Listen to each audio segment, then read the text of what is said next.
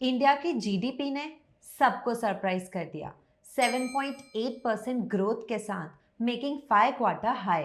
लेकिन जब corporate earnings की रिपोर्ट कार्ड खोली गई तो पिक्चर थोड़ी मिक्स्ड निकली। फाइनेंशियल ईयर 25 टू 26 के पहले क्वार्टर में किन कंपनीज ने धमाकेदार रिजल्ट दिया, किन कंपनीज ने स्पीड पकड़ी और किन ने ब्रेक लगाया, इन सब का एनालिसिस आज हम इस वीडियो में करेंगे। नमस्ते एवरीवन, मैं हूं मानसी आर्यन प्लस की तरफ से एंड इंडिया के Q1 FY26 क्वार्टर की कंप्लीट अर्निंग्स मैं आपके सामने प्रेजेंट कर रही हूं। इंडिया की इकोनॉमी ने फर्स्ट क्वार्टर फिस्कल ईयर 2026 में स्टनिंग परफॉर्मेंस दी है। जीडीपी की ग्रोथ 7.8% रिकॉर्ड हुई। आरबीआई को लगा था 6.5% एंड इकोनॉमिस्ट बोल रहे थे 6.7% तक, और इंडिया ने दोनों को बीट करके 5 क्वार्टर हाई टच कर लिया। मतलब ग्लोबल अनसर्टेनिटी के बावजूद इंडिया अभी भी दुनिया की फास्टेस्ट ग्रोइंग मेजर इकोनॉमी है। इस ग्रोथ का बड़ा ड्राइवर था गवर्नमेंट का कैपिटल एक्सपेंडिचर।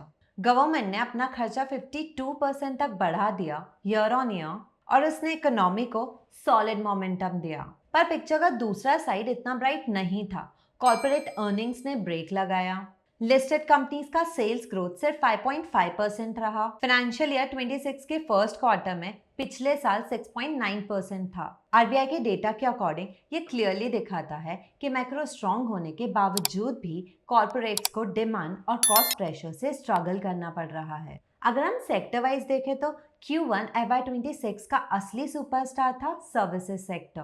9.3% के real gross value added growth. Trade, hotels, transport, communication, broadcasting सबने मिलकर 8.6% ग्रो किया वर्सेस लास्ट ईयर के 5.4% से। और financial, real estate, professional services ये सब तो एकदम रॉकेट चले। 9.5% जंप कंपेयर टू 6.6% पहले। मैन्युफैक्चरिंग ने रेजिलियंस दिखाया 7.7% ग्रोथ के साथ। हाँ, थोड़ा मॉडरेशन है कंपेयर टू प्रीवियस क्वार्टर्स, क्योंकि global trade tensions and unseasonal वेदर्स ने हेडविंड्स क्रिएट किए। कंस्ट्रक्शन सेक्टर ने अपना स्ट्रॉन्ग मोमेंटम बनाए रखा। 7.6% ग्रोथ के साथ गवर्नमेंट इंफ्रा स्पेंडिंग और फास्ट प्रोजेक्ट एग्जीक्यूशन का डायरेक्ट बेनिफिट मिला। प्राइमरी सेक्टर मिक्स्ड रहा। एग्रीकल्चर ने सरप्राइज दिया 3.7% growth versus 1.5% last year.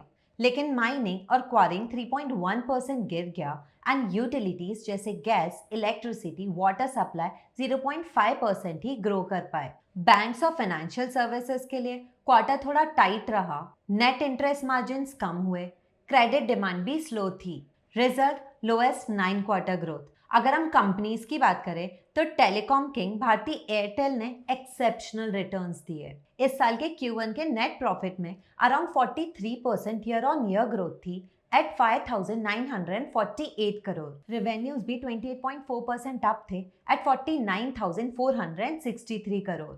Next up the steel giants. Global headwinds के बीच भी टाटा स्टील ने अपनी स्ट्रेंथ दिखा दी। उनका एबिटा 11% बढ़कर 4,780 करोड़ हो गया। लेकिन असली कमाल तो उनकी इंडिया ऑपरेशंस ने किया, जहां एबिटा पर टन 15,760 टन तक पहुंचा। JSW स्टील भी पीछे नहीं रहा। रेवेन्यू थोड़ा डाउन था 3.19%, 31,618 करोड़, बट उन्होंने कॉस्ट कंट्रोल का ऐसा धमाका दिखाया कि प्रॉफिट 80% से भी ज्यादा बढ़ गया। अब बात करते हैं लेगर्ड्स की। कई सेक्टर्स ने चैलेंजिंग कंडीशंस के साथ स्ट्रगल किया। ऑटोमोबाइल सेक्टर ने पर्टिकुलरली डिफिकल्ट क्वार्टर फेस किया। Hyundai मोटर इंडिया का रेवेन्यू 5% डाउन था एट 16,413 करोड़, और profit after tax 13,962 crore 8% decrease के साथ। मेटल्स एंड माइनिंग सेक्टर्स का भी हाल काफी टाइट था। चलिए अब सुनते हैं मैनेजमेंट की कहानी, क्योंकि नंबर्स के पीछे असली स्टोरी मैनेजमेंट कमेंट्री में ही मिलती है। एंड सबसे बड़ा थीम था रूरल डिमांड का कमबैक। वीकनेस के लंबे फेज के बाद कंपनीज ने फाइनली पॉजिटिव साइंस रिपोर्ट किए। अच्छा मॉनसून, बेटर रिजर्वॉयर लेवल्स और स्टेट वेलफेयर स्कीम्स का सीधा बेनिफिट मिला। रियल वेज ग्रोथ भी जो सालों तक नेगेटिव थी, मिड FY25 से पॉजिटिव हो गई as inflation cooled and infra spending picked up. Management teams ने कंसिस्टेंटली मार्जिन मैनेजमेंट को क्रिटिकल ऑपरेशनल फोकस बताया Q1 FY26 के दौरान। मैन्युफैक्चरिंग फर्म्स में स्टाफ कॉस्ट 8.3% अप, आईटी में 5.8%, नॉन आईटी सर्विसेज में 8%। सभी ग्रोथ रेट्स मॉडरेट थे compare to last quarter. Digital transformation and technology investments common strategic priorities के रूप में इमर्ज हुए across the sectors. Banking and financial services companies ने particularly अपनी डिजिटल बैंकिंग इनिशिएटिव्स हाईलाइट की, जहां transaction volumes and engagement matrix में solid growth report हुआ। अब सवाल ये है, अगले 2 क्वार्टर्स में कैसी पिक्चर बनेगी? FY26 के सेकेंड हाफ का आउटलुक कुछ बड़े कैटलिस्ट और कुछ रिस्क फैक्टर्स के बीच बैलेंस होते दिख रहा है। अगले हाफ ईयर में ग्रोथ को ड्राइव करने के लिए गवर्नमेंट एंड आरबीआई के स्टेप्स बहुत इंपॉर्टेंट होंगे। कंपनीज को उम्मीद है कि जीएसटी 2.0 रिफॉर्म से डिमांड बढ़ेगी, और अगर टैक्स स्लैब सिंप्लीफाई होते हैं तो खर्चे कम होंगे और इकोनॉमी को लगभग 0.6% का एक्स्ट्रा पुश मिल सकता है। लेकिन एक रिस्क भी है।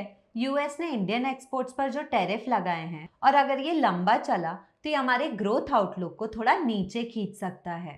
तो ये थी इंडिया के Q1 FY26 की कहानी।